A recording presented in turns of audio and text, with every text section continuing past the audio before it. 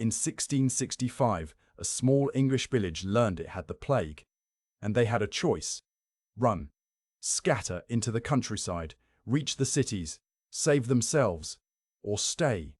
They called a village meeting.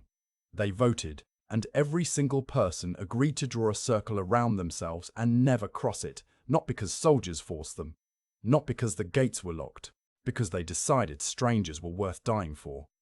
They placed stones along the hills at the edge of town, a self-imposed death boundary.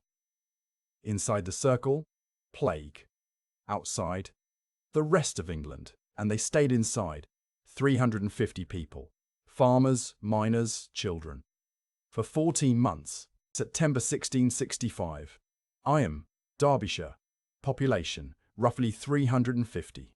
A tailor's assistant named George Vic Cars received a package of cloth from London. The cloth is damp from the journey, so he does the obvious thing, hangs it by the fire to dry. What he doesn't know is that the fabric is infested with fleas carrying Yersinia pestis, the bubonic plague. Within a week, George Vickers is dead. Nobody connects it to the cloth. Within a month, 5 more villagers are dead. Then more, a cluster of deaths in a tiny Derbyshire village, and nobody yet understands that one damp package by a fireplace just sentenced a community to one of the most harrowing years in British history. No dramatic arrival, no visible monster, just a tailor who wanted dry fabric, and then nothing was ever the same again. But here is where the story stops being a tragedy and starts being something stranger. Because when the village finally understood what they were dealing with, instead of running, they called a meeting. Before we get to that meeting, you need to understand what they were agreeing to face. Bubonic plague in 1665 was not a bad flu. The bacteria attacked the lymphatic system, producing swollen black lumps, buboes, in the armpit, groin, and neck. Some grew to the size of an egg, filled with blood and pus. Extraordinarily painful, and that was just the first symptom. From there, violent fever, vomiting, delirium, internal bleeding that turned the skin black in patches. Death, usually within 3 to 5 days. The mortality rate without treatment was 60 to 70%, and in 1665 there was no treatment, no antibiotics. The best a doctor could offer was a beak mask stuffed with herbs, based on the theory that bad air caused the disease. These villagers believed plague was God's punishment, or a curse from the stars. They had no framework for bacteria, no concept of germ theory. Dying of plague in 1665 meant dying alone, in agony, in days. So, who convinced an entire village to stay? The answer is a single man, and he was not even from Eyam. Willie Mompesson was 28 years old.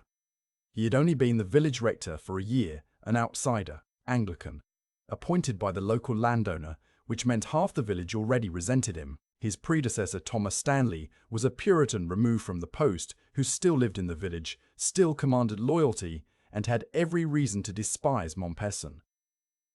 Theologically, these two men were enemies, but Mompesson went to Stanley first, and Stanley agreed. Because the argument was not about religion, it was arithmetic. Eyam sat within walking distance of Sheffield, Manchester, Bakewell. If infected villagers fled, they would carry disease along every road, into every market, through every household they stopped at. Tens of thousands could die. Two men who disagreed about everything agreed on that. At the village meeting, Mompesson laid it out plainly. A boundary, stones placed along the hills marking Eyam's edge. No one crosses outward. In exchange, the Earl of Devonshire agreed to leave food and supplies at the boundary stones. Payment left in holes filled with vinegar, believed to kill disease. The village would be fed, but the village would not leave. Think about what he was asking. He asked them to vote on their own imprisonment, and the village said yes. Farmers, miners, parents with young children. They said yes, but agreeing to quarantine and actually living through it are two completely different things. Because the plague was just getting started, church services moved outdoors immediately.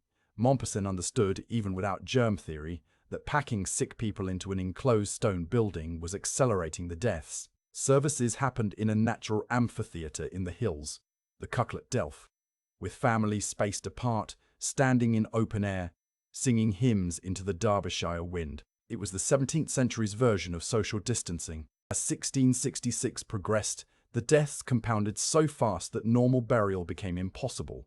Not enough healthy people to carry coffins. Not enough gravediggers. Families began burying their own dead in gardens, in fields, wherever they could dig. And then there is Elizabeth Hancock. Her story is almost too much to hold in your head. In 8 days, in August 1666, Elizabeth Hancock buried her husband and all 6 of her children. Alone.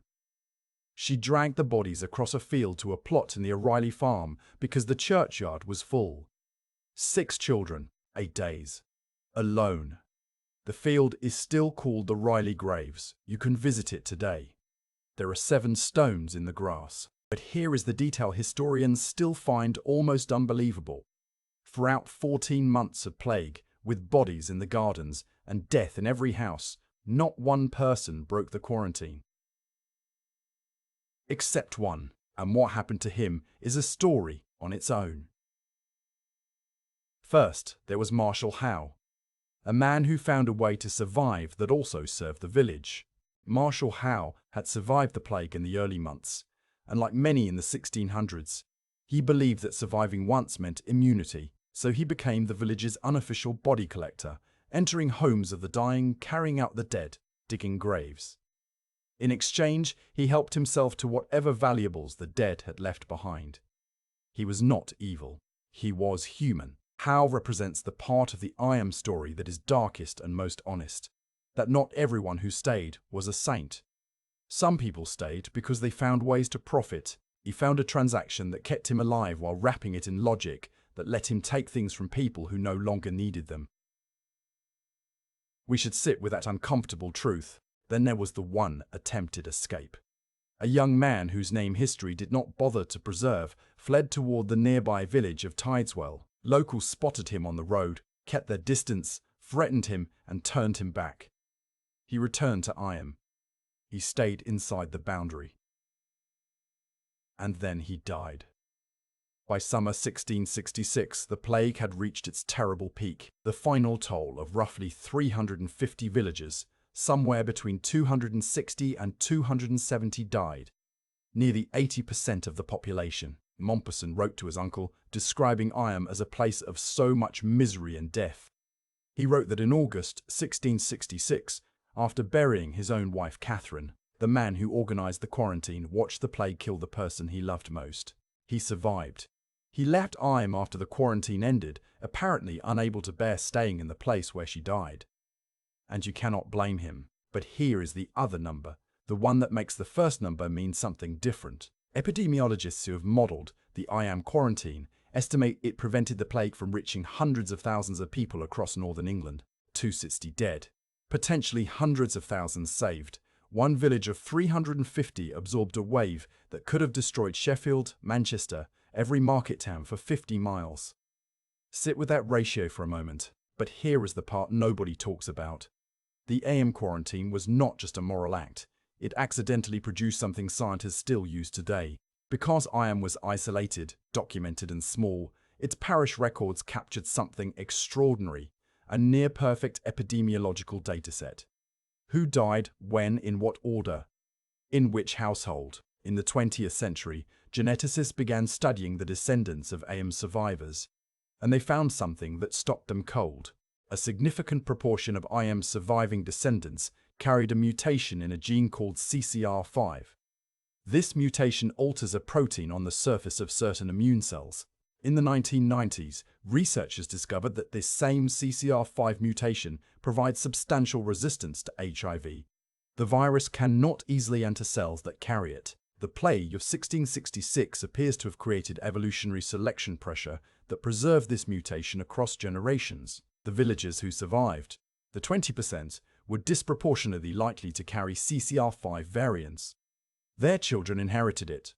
Their grandchildren, 3 centuries of descendants carrying a genetic shield against a disease that wouldn't even be identified until 1983. Eyam's dead did not just save northern England. Their genetics quietly handed scientists a key to understanding HIV resistance 300 years later. The boundary stones are still there, standing in the fields and hills around Eyam, Derbyshire.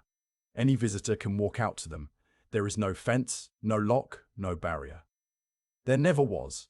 The only thing that kept 350 people inside was a decision they made together in a room in September 1665, when they understood what was coming and chose to face it anyway. We live in a world where people debate every minor inconvenience as an assault on their freedom.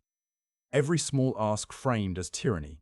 And then there is Eyam, a village of 17th century miners and farmers with no science, no hope, no antibiotics, no real understanding of what was killing them. They had nothing, and they decided that strangers they would never meet were worth dying for. That is the stone in the field.